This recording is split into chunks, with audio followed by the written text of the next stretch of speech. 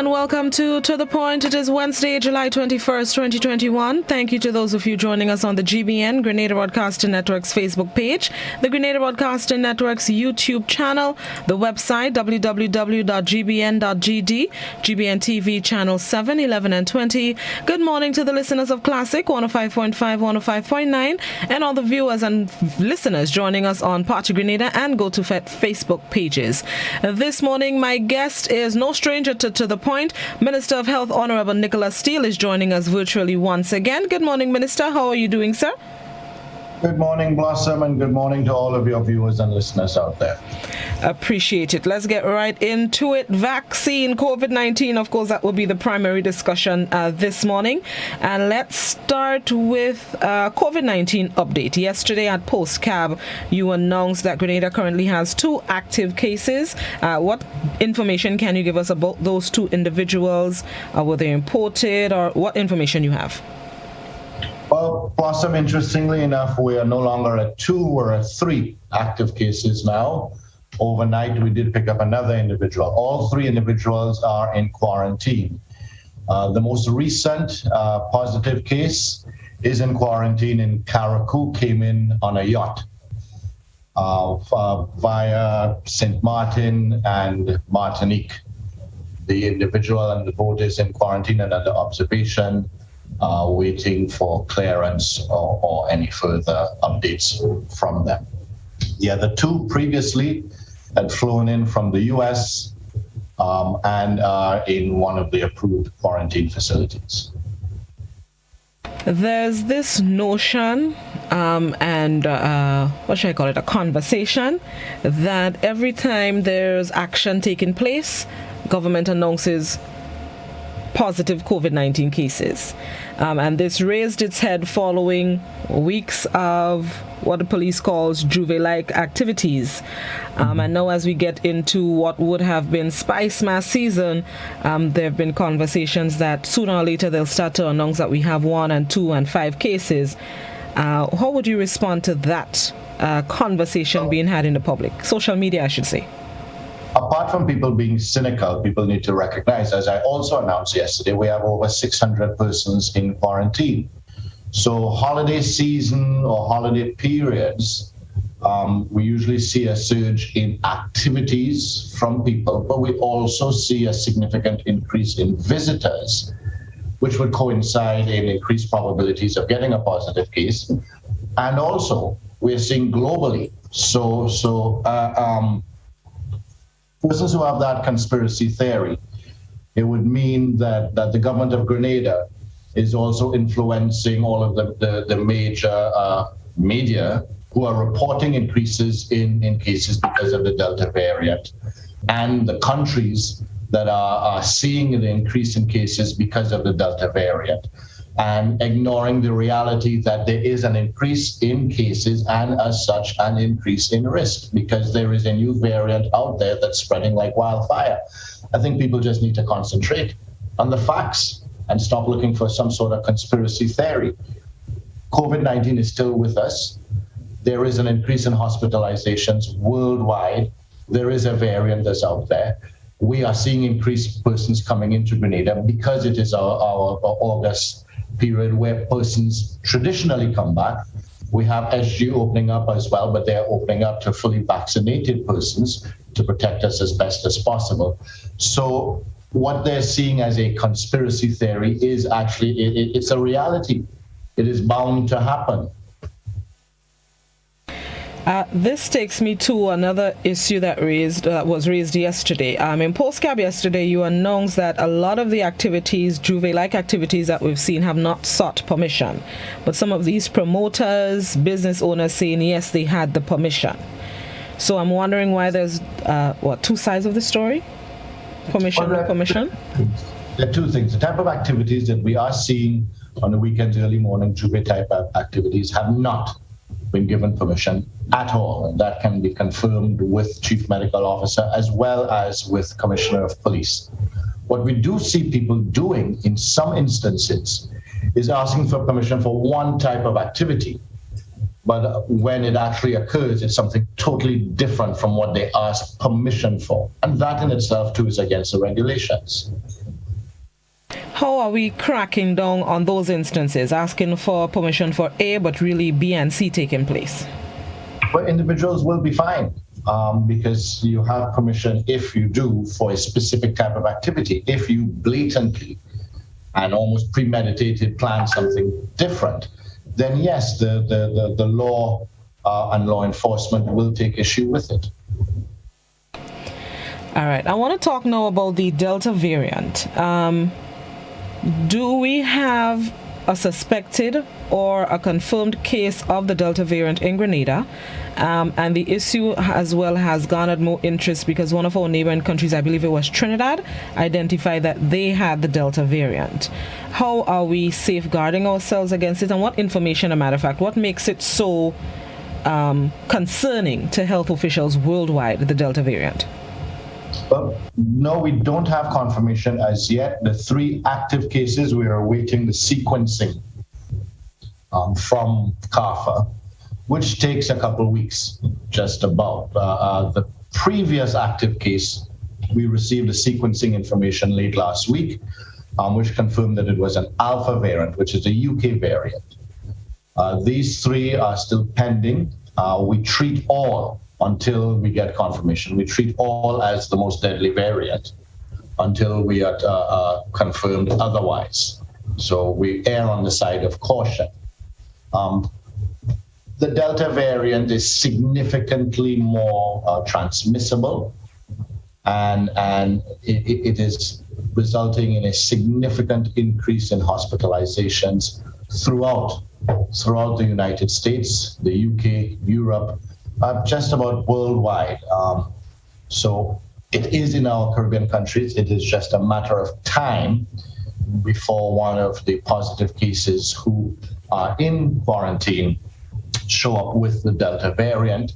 It is our hope that at that point, that once all protocols have been followed, that we will remain as safe as possible.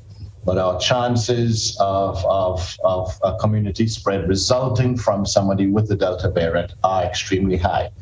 Yesterday, we had an incident at one of our quarantine facilities where someone who was on extended quarantine because they were in contact with and traveled with one of the current positive cases, that individual tried to breach quarantine and in fact was able to leave the facility. They were caught, apprehended, and brought back to the facility. But those are the kind of risks that we are dealing with on a daily basis, that it just takes one of those individuals to run into the wrong group of people that are socializing in an illegal activity, and we lose total control of our situation here in Grenada. How are we still having these instances of people trying to run away from quarantine, and the measures that were put in place to curb that from happening, as well as the concern that we've had over the past few weeks with people entering the country illegally? How have we rectified that, and has that situation been at least brought under control, if I could put it that way? Blossom, we have consistently said we are doing as best as possible with all of the resources that we have. But members of the public, or certain members of the public, should not adopt an attitude of the police and the Ministry of Health must do whatever is necessary to keep the persons in quarantine so I can misbehave outside of quarantine. We all have to do our part. We all have to take precautions. Some persons who are traveling are doing everything possible to defy or to break some of those regulations. Some of them for extenuating circumstances. Somebody may have come back and they're here to deal with family bereavement or so, and they're anxious and emotional to leave. Some of them just cannot have the discipline that we say, wait until you are cleared before you go out and meet your friends and family. And persons are trying to breach it. We cannot expect to have a situation where we have a single police officer watching 24/7 each individual who is in quarantine. The sites are being monitored, but individuals will escape prison. with all of the security around a prison or so.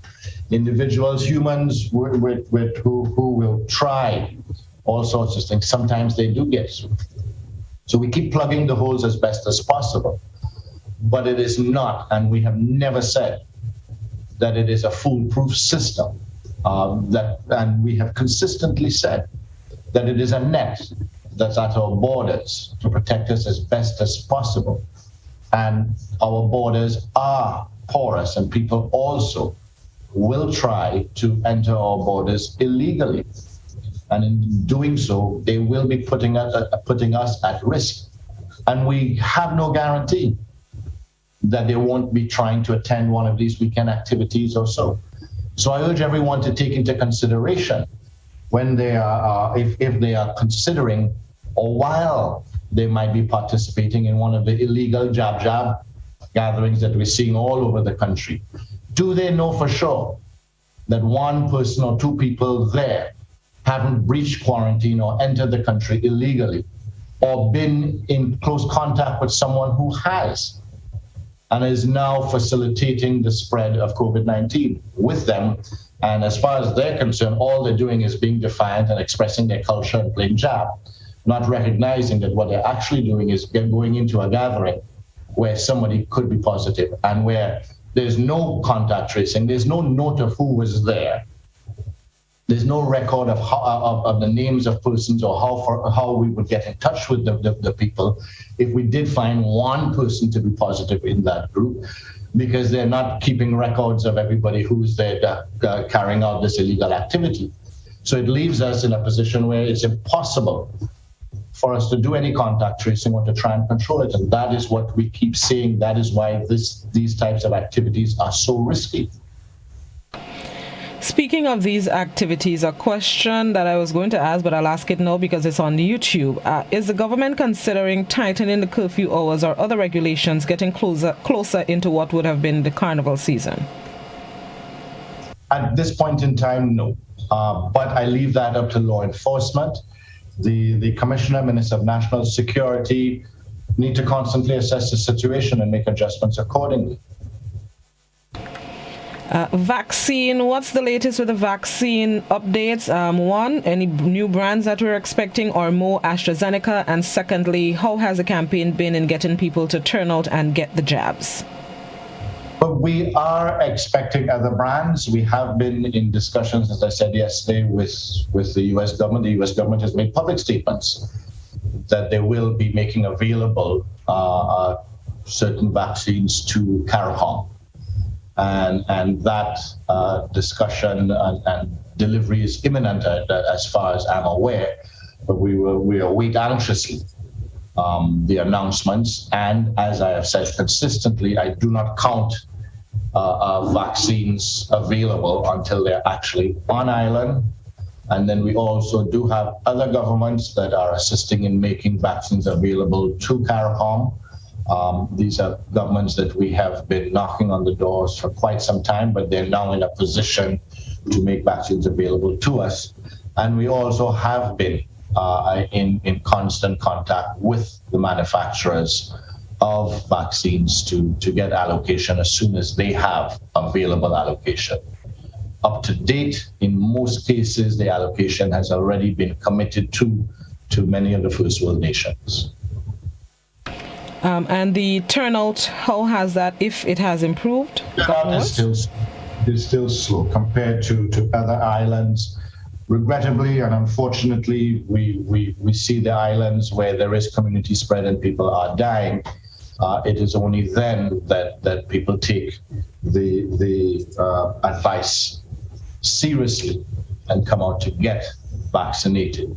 We see that as a case in Trinidad. We see that as a case in St. Kitts. We see that as a case in British Virgin Islands. We see that as a case in St. Kitts. We regrettably, if I guess it's a psyche of the nation and individuals. So many individuals that I've spoken to are saying, I'll take the vaccine, but I'll take it a little later on. And our fear, and it's becoming a reality, that it will be too late for so many Grenadians. It's been available since February, and so many of us have waited, procrastinated, been advised wrongly by others not to take it now or to wait and for whatever it is, and it will be too late for them. And our hospital system will be inundated like all other countries. I just regret why there are certain members of the public out there that think Grenada would be any different. Let us take a break, Minister, and then we're going to come back and continue the discussion. Speaking with Minister of Health, Nicholas Steele. To the point, we'll be right back.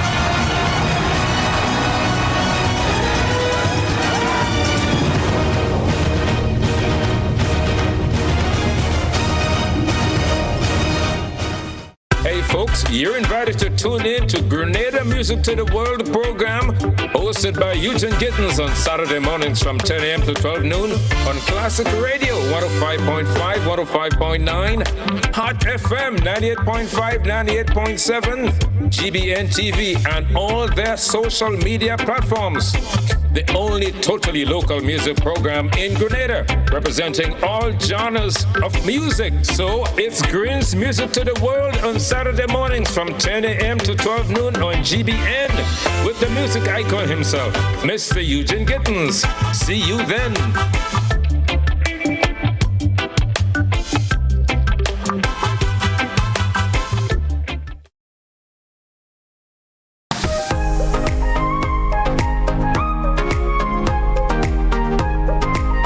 GBN Television News at 7, a pulse on all things Grenadian. Look out for our new features through expanded synergies with our media partners in Barbados, St. Lucia, Jamaica, Trinidad, and beyond. Capturing the latest in news, sports, weather, and entertainment.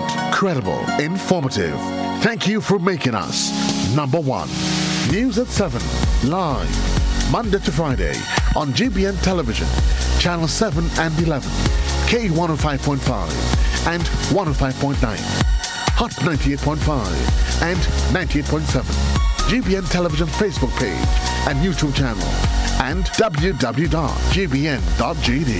GBN, with you anywhere and everywhere. Long ago, the strength of Grenadians was in their arms as they worked the lands to get food for the table.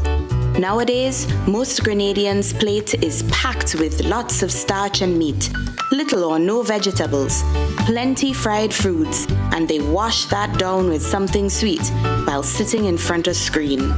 Hard work and exercise seem to be out of style, and lifestyle diseases are becoming the fashion of the day and claiming many lives. Let's make a change to live longer. Let us grow and enjoy a variety of natural and safe, fresh vegetables and fruits every day. Use our local fresh seasoning and spices to make our traditional dishes healthier and avoid highly...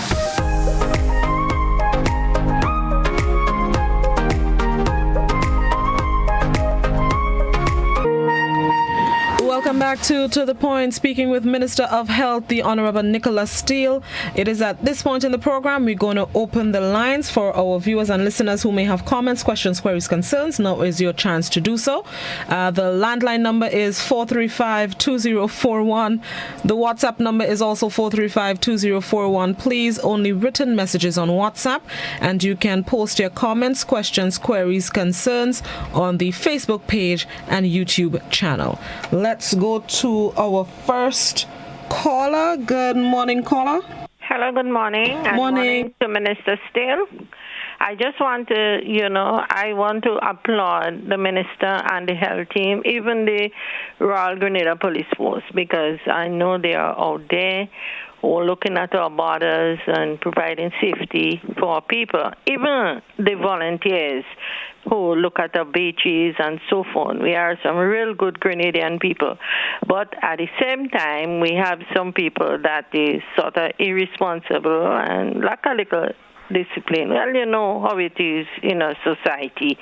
So therefore, I'm calling on everyone, let us be mindful, let us take our vaccine and encourage others to do that. Because if somebody, run away or they come in illegal, the first thing they go in the liquor shop, they go in on the bus and so forth. So I want to encourage our people, let's look out for one another and let us go out there and get the vaccine and let us act responsible, especially in this period, July, August. We know the history and we know we culture, but let us be sober and be diligent in protecting our life and livelihood. Thank you. Have a good day. Thank you very much, caller. Minister? Thank you, caller.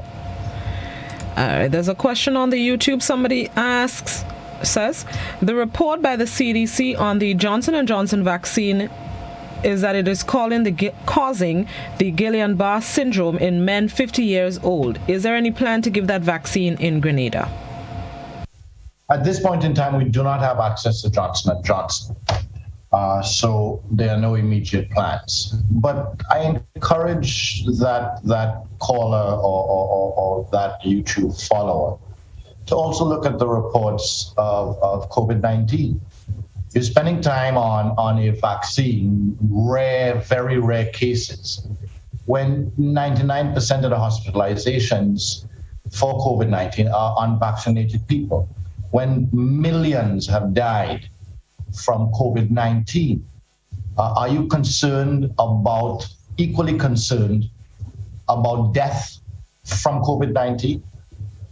There has always been possible side effects from any and all vaccines, but we do not have polio anymore because we have successfully vaccinated our populations from polio.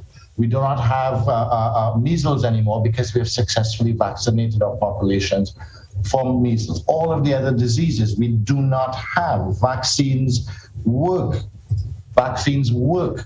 And they're consistently individuals who are speaking of other vaccines. Why don't we have access to other vaccines? The vaccine that we have here in Grenada is the most widely distributed in the world. That is a vaccine that is available to our population right now. The one that has been used the most worldwide by the most amount of countries. 119 countries in the world are using AstraZeneca successfully to protect their population.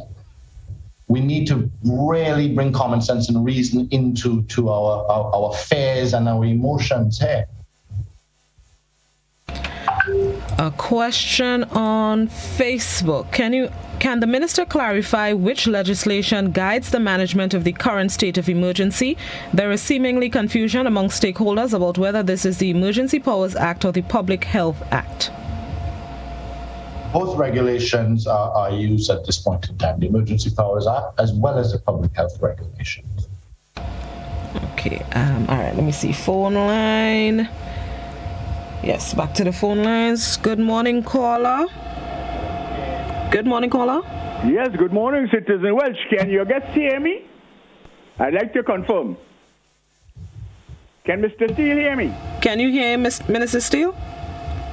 I'm hearing him, yes. Go ahead, Citizen Rollo.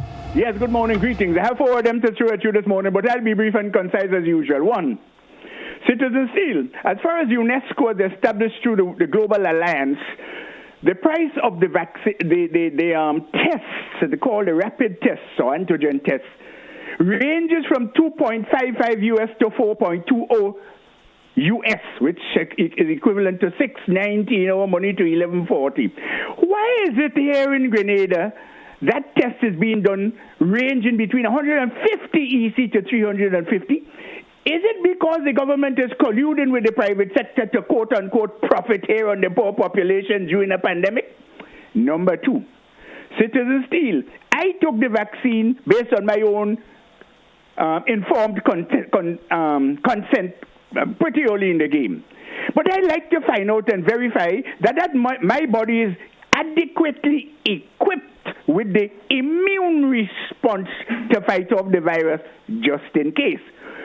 I would like to know how I can confirm that. Now listen to this. If I were to ask you, I'm certain you would tell me that I should do a test. Who pays for that test? And if it is me, why should I? Number 3, I heard that in recent times, this morning as a matter of fact, some advertisements relative to a quote-unquote all-mass competition in an enclosed area. Of course, they announced also that it was limited in attendance and all of that. It's planned to be limited in attendance. But the question is, why are we, if Carnival, as we know it, is cancelled, why should we be holding Carnival-like activities? There is another one, but I'll leave it for another because it's much more powerful. I hope my 3 questions are clear to you, Mr. Steele, and I'll stand by for your responses. Do have a nice day, will you? Thank you, Citizen Rulo. Thank you, Citizen Rulo. On your first question, let me be as concise and direct as you have tried to be as well. You spoke about tests, but you're not specifically saying whether it is a RT-PCR test that we are using, nor are you taking into consideration the cost of those machines, which are upwards of $250,000 each, nor are you taking into consideration the cost to the government, to the taxpayers, of the nurses going out to individual establishments and to individual homes where persons are quarantining to test them at all hours of the day, and the labs, technicians, etc., working all of these additional hours to do 200, 300, 400, 500 tests per day to release individuals. So there is more than just a UNESCO document, which I am not privy to, referring to tests that will determine the cost of the test or the charge levied to individuals for the cost of those tests. All of those things need to be taken into consideration. You spoke about you doing a test to see if your body has the right levels of immunity.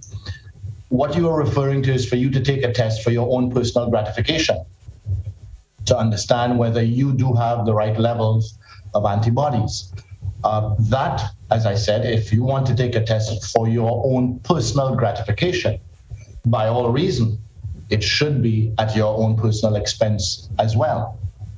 And with respect to the carnival type activities, yes, regrettably, from a Ministry of Health standpoint, it is contradictory to have individuals advertising carnival type activities when we as a government have said that there is no carnival this year. But members of the public still choose to, either by requesting permission to have some sort of carnival type activity or not requesting permission and deciding to be defiant. And that our culture and celebration of our culture becomes absolutely necessary for some people in the face of a global pandemic and the possible risks, and becomes almost an act of defiance instead of an act of pride. An act of pride as we have as a nation and our history. And some individuals are going so far as to determine what our future as a nation will be with respect to how we get through this COVID-19. What we will be writing as Grenada's suffering, Grenada's cases, or Grenada's lack of cases for COVID-19, the level of deaths and hospitalizations, unfortunately, are being determined by individuals who are insistent on being defiant and using the excuse of expressions of culture. All right, yes, I think those were his three questions. All right, so let me go to YouTube. Somebody on YouTube is asking, I haven't been on WhatsApp. Somebody on YouTube is asking, you said you are in contact with manufacturers that make vaccine. Does that mean the Ministry of Health is in contact with a Cuban vaccine manufacturer as well? The Ministry of Health is in contact with the Cuban government. We have said, and let me repeat, we will not access or make available any vaccine that is not approved by the WHO. If and when a vaccine is approved by the WHO, only then will we enter into serious discussions on access. We have approached governments previously, and Cuba would be one of those examples where we have expressed a desire to have access, but if and only if the vaccine is approved by the WHO. Somebody on WhatsApp is asking, can you ask Mr. Steele, where are the variants coming from? Well, that is a very good question. What the caller needs to recognize is that the variants exist in almost every single country around us. So they are coming from everywhere, or the risk of them coming is from everywhere, every single country around us. What you will see is where the majority of our visitors come from. The probability is higher from those countries, like the US. The majority of our visitors to Grenada now come from the US. So you will see a disproportionate amount of cases, positive cases, coming from the US, and a disproportionate amount of possible cases being one of those variants, because it is widespread in the US as it is widespread in almost every other country in the world.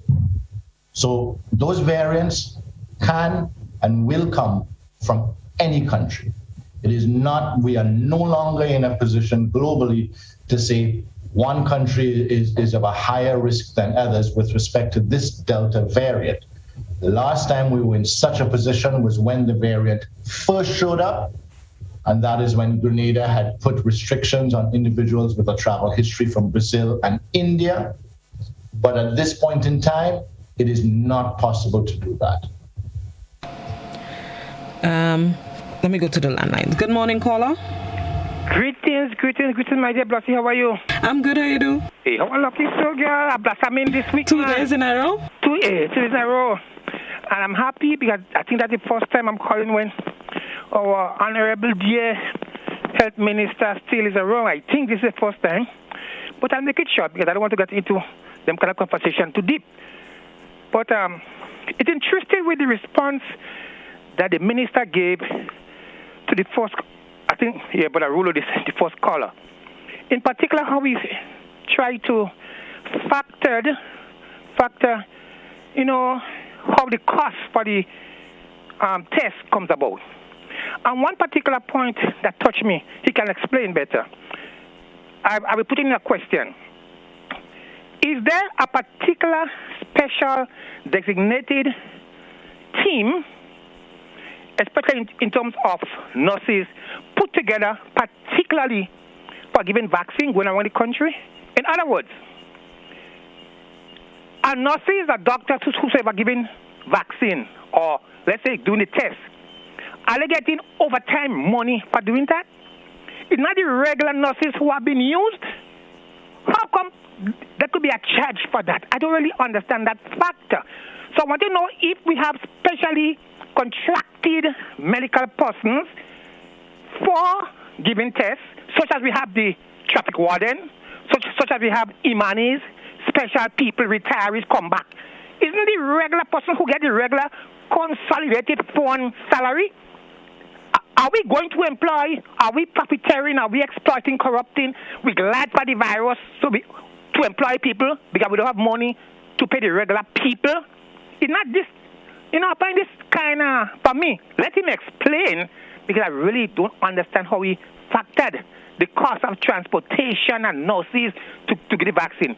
To me, it's a special team, which is supposed to be the regular people, and right now we are fighting to pay public officers, including doctors, and so I don't really understand. I could say more, but I just want him to explain how he factored the cost for the medical team who are taking the test, how that involved in the cost for paying for the test. Thank you very much. Have a good day to everybody. I will try to be safe. In Jesus' name. Thank you. You do the same. Ministers are the ones who have stepped up to the challenge, and I have consistently called them out to give them recognition. I'll do so again. Individuals like Nurse Lyons, individuals like Nurse McQueen. McQueen is in charge of the team that goes around to do the swabbing, to collect the samples for PCR testing. Lyons and her team are the ones that are doing the vaccinations. These are the same individuals who, since this outbreak, have been the ones to deal with persons who get infected, have been the ones to deal with testing, have been the ones to deal with vaccinations as well, and are the ones that are looking at the activities going on, persons trying to breach quarantine, persons ignoring all of the warnings and carrying on with jab activities, for instance, and illegal parties and gatherings, persons not wearing their masks and shaking their heads and wondering to themselves all the sacrifice that they have made, being away from their family, putting their families at risk to go and swab someone who has been in contact with somebody who breached quarantine, or someone who has been in a gathering where there was somebody who was positive. All of these individuals are looking at the public and shaking their head. And yes, in some instances, they do collect overtime, but they are drawn. They have been spending and giving yeoman service for over a year. And regrettably, they, like me, look and see that the worst is still yet to come, because the lessons have not been learned or are lost on so many in our population. So many of our population are not coming forward to take the vaccine as yet, and then are going to be demanding of them, when we do have an outbreak, that they find a way to turn a 24-hour day into a 48-hour day, and make sure that they're there to swab their families to see if any of their families are positive, but also be there to make sure that they can vaccinate their families, because their families are running forward now to get the vaccine. These are the same people, and they deserve to be recognized. All right, let me go to Facebook. Somebody on Facebook says, something has to be wrong with our testing equipment and others. Here we follow the correct procedure. We are tested negative, and a couple of days later we arrive in Grenada only to test positive. Something ain't right. But I think the caller is proving why we have our systems in place. A test is a snapshot at that point in time. And that meant that when they went to get their test, let's say if the person came from the US, when they went to the US on that day, on that hour, at that minute, at that second that the sample was taken, they either were not infected by COVID-19 at that point in time, or their bodies were not showing it at that point in time. But between then, which is somewhere between 72 hours, and of them coming here, of them being in an airport with many other people going all over the world, etc., coming in close contact, maybe using a public bathroom, maybe taking a taxi or public transportation, going to the check-in desk where whoever was there before may not even be coming on the same flight here or so, that they got infected. And that is why on arrival, we also test individuals, either if they're going to home quarantine or fully vaccinated at Morris Bishop International Airport, or if they're not vaccinated, 5 days after arrival to see. Because we know from the time they arrived in Grenada, for the 5 days they've been in quarantine, and therefore if they were following all of the procedures, they would not be in any would not have been interacting with anybody else. And if they test positive, then most definitely it is that they were infected before they arrived in Grenada. All we need to do is to keep them in isolation until they recover, and we would have, at best as possible, prevent COVID-19 from coming into Grenada.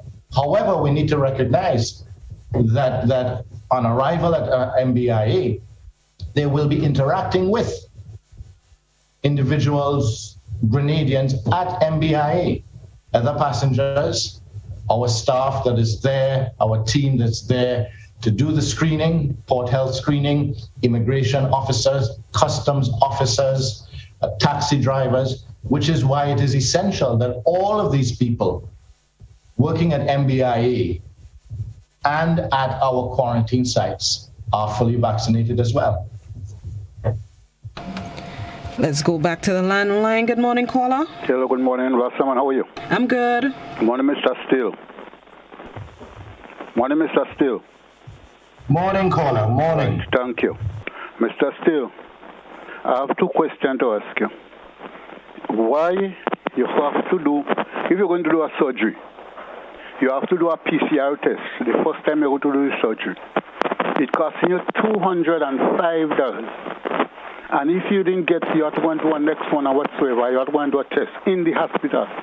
You have to pay the same $205 again to do the next one.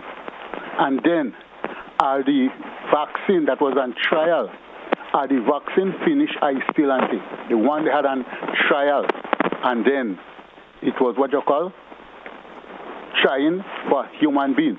So I want to know if them two vaccines, if this vaccine is still running, and why we have to pay $205 to do the PCR test in the general hospital when you just say that the nurses and them and who going about to do it, that is why the cost. So why you have to go to the hospital? You have to pay bus to go to the hospital. You have to pay a car to go to the hospital, and you still have to pay the hospital $205. What is the purpose of that? Could you give me the answer to that, please? Thank you. Thank you, caller. Minister? You receive at the hospital. Sorry, Minister, just start over, please. Thanks. Sorry. All of the services that you receive at the hospital come at a cost. The surgery that you're taking the test for, the other tests, whether it is blood test, stool sample, whatever the test is, they come at a cost, and there is a cost to it. So COVID-19 test is an additional test, but there were other tests previously going into surgery that you would pay for, unless through social services or so you qualify for some sort of subsidy or support. You pay for your test. When you go to a private hospital as well, you pay even more for your tests and your surgery. So the concept of an individual having to pay for their tests is not a new one. And it's not just for the COVID-19. You pay for these tests, but regrettably, yes, there is an additional test that you have to take for surgery at the general hospital, and that is a COVID-19 test to ensure that the doctors and nurses that are going to be operating on you and caring for you are not put at risk, to ensure that the other patient that you may be lying next to is not put at risk, to ensure as best as possible that no one enters the hospital who is COVID-19 positive. A YouTube question: what sort of benefits can promoters expect to receive for hosting fully vaccinated events?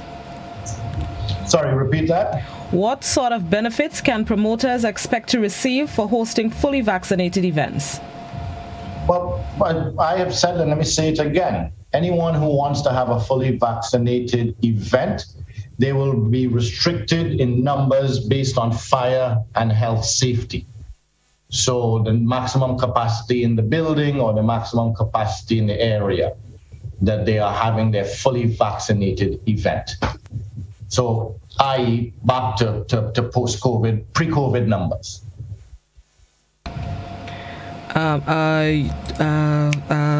Facebook. Somebody on Facebook says, Minister Steele, mental health is a matter of grave concern. Our youths have been under tremendous stress with no recreational activities. We see them expressing themselves in their villages, playing jab. So far, they are doing so, enjoying themselves, yet you all want to put a muzzle on them. Why? Is it because all you don't care about their state of mind? Please give the youths permission to free up their mental health, or else Mount Gay is too small and we have no psychologist here who cares about them. But let me say this. If there has been significant mental stress for us all with respect to the restrictions that have come into force or been necessary because of COVID-19. And that has caused a lot of stress on our youth as well. But if you think that's bad, when one of them brings COVID-19 home or their family members are dying or in a hospital or so, that is mental stress. That is mental scarring. That is what we are more concerned about. To say let the youth free up right now would be reckless if we know that we are putting them at even greater risk. That would be reckless. Let me ask this next Facebook question before we go back to the landlines. Somebody else on Facebook asks, SGU, Sandals, and other businesses have been saying the vaccine is mandatory to work at their establishment. Would that be a breach of the UN Convention Grenada signed in 1991? No, it would not be. Clearly, it would not be. It is not a breach of human rights. It is not, in fact, it is an enforcement of human rights. No one has the right to their freedoms at the detriment of others, the health and safety of others. And the properties that are exercising their right, owners and management, to say that I have a right and obligation as well to keep my property as safe as possible, to keep my workers as safe as possible by utilizing all of the tools available, public health tools available, by making sure that persons register to come on property, that by making sure that persons wear masks, by making sure that persons sanitize, that by making sure that persons maintain social distancing, and because a vaccine is available, by making sure that all of my employees and persons entering my establishment are fully vaccinated. That is an enforceable right. Good morning, caller. Good morning. Hello? Morning, go right ahead. Okay, I'm wondering if the minister is aware that some people in Grenada went to secondary school. We did maths and the sciences. We went to TAM-CC and did natural sciences. We went to university, became doctor and so on. I don't know if he understands that we have genuine concerns, because he's saying that millions of people have died, but there's no context into that number. What percentage of those people were the elderly? What was their health state? He's disrespecting somebody that had genuine concerns without providing context. Now, common sense would tell you that 80%, wanting to vaccinate 80% of Grenadians does not make any sense. The priority should be those who are elderly and those who have compromised immune systems. What percentage of those millions that died were under the age of 50 without any health conditions? They do not provide context. They are only providing numbers to scare you. If 100 people died from COVID and 90 of the 100 are elderly alone, we're not talking about diseases. If 90 of them are elderly alone, why should the young population of Grenada be concerned or scared of that? These people are pushing fear. This is not about the vaccine. This is about control. This is about authoritarianism. This is what's happening now. This was predicted years ago. It's so funny to see this happening right now. Thank you. Okay. Thank you very much. Yeah, so what the caller is saying is that every country in the world, every government in the world is preoccupied with control. That's the goal here. That's ridiculous. I'm sorry, caller, with all due respect. And you don't have to take my word for it. Go look at the figures of the age groups of persons who are dying, persons who are ending up in hospital now. Stay current with the information, but with an open mind. Go look at the trusted news sources. Too many times I see people circulating stuff on social media, Facebook or on WhatsApp, of look at what this person is saying in a news interview. when they're circulating something from a news station or from some article of a newspaper or news station that they've never heard of before. They never heard of this station or this periodical before. It was never something they looked at to see what their opinions were on any other subject. But because they're seeing somebody in a recording saying something that adds to their fears or supports their position, they're going to use that and circulate to their friends. Check your sources. Why not rely on the sources that we have consistently relied on for any and everything else? BBC, CNN, ABC, CBS, CBC in Canada. All of these international, and then all of our regional, GBN. We don't see people circulating GBN articles, but they'll go circulate an article from a station that they've never heard of before and probably will never hear again. And regrettably, are making decisions about their safety and their life from a news station or an article or a reporter or a so-called doctor that they have no proof of being a doctor. They've never seen and never will see this article. It's not going to be part of their epitaph on their gravestone. Regrettably, this person listened to this unknown station. No. We need to rely on mainstream media facts, mainstream media that can be held accountable, media and media personalities that you know, media and media personalities that you've heard give unbiased reporting on other issues as well. As we prepare to close, somebody on WhatsApp is asking, what will be the threshold to reinstate the national lockdown, nationwide lockdown? I truly do hope that we don't have to get to that, but the threshold and the decision-making process would be the same for us as it would be for any other nation that has had to go back into some form of restrictions or lockdowns or so. It would be a spike in cases. It would be significant community spread. It would be the presence of one of those deadly variants. It would be inundating of our health system. It would be where we're seeing, based on a current rate of infection, that by X date, our hospital beds will be full.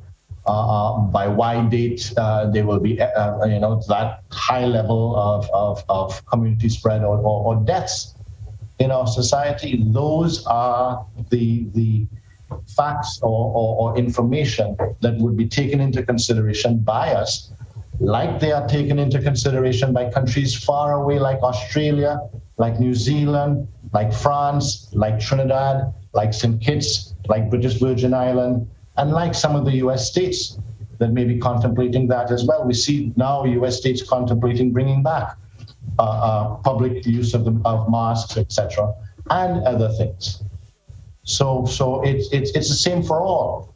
It's the same for all. I think what people need to recognize is that COVID-19 is global. The decision-making the decisions that governments have to take are based on the same information. Some governments take different courses of action, but the death and distress and illness caused by COVID-19 is the same all over the world once it enters a country. And as I ask for your final comments, I'll read this WhatsApp message here. Somebody on WhatsApp says, I have seen the rapid progression of your graying hair since you took up this broken down health ministry and its responsibilities. Run fast before it kills you. Your ministry has done an excellent job of containing and managing this pandemic, but you'll only get licks from ungrateful Grenadians. At this point, I don't see what else you can do to get stubborn people to vaccinate.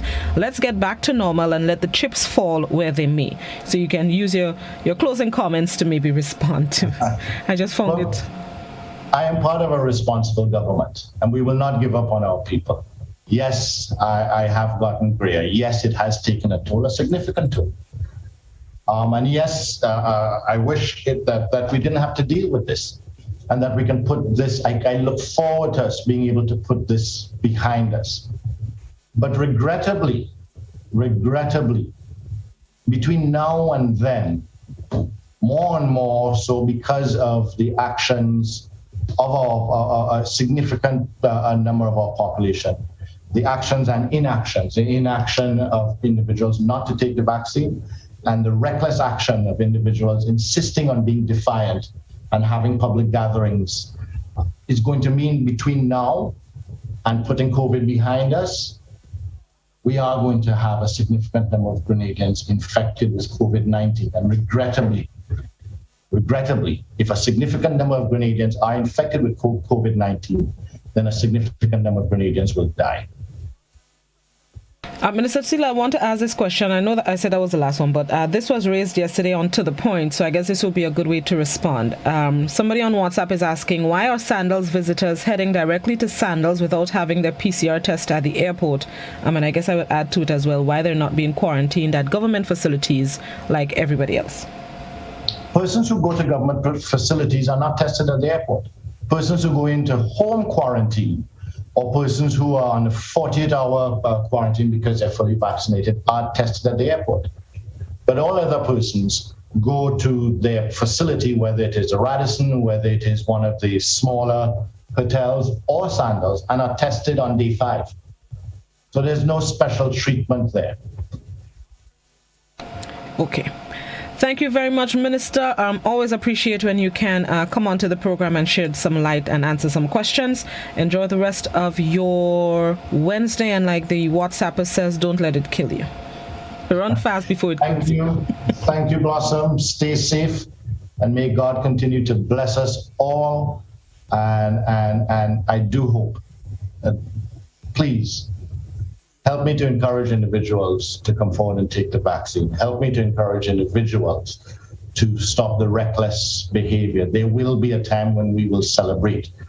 But in celebrating prematurely and being defiant prematurely is going to accelerate the inevitable and bring a lot of death and hardship to our nation. And we really, really don't want that. Enjoy the rest of your day, Minister. Stay safe. Thank you. Minister of Health, the Honorable Nicholas Steele, our guest this morning. I know there are a lot of comments and questions I haven't gotten to yet. They're flowing on Facebook and YouTube, but in the interest of time, we need to end the program here as I make way for Joseph, who's up next with Mid-Morning Buzz. I'll be back tomorrow morning, God willing. Enjoy the rest of your Wednesday, everybody.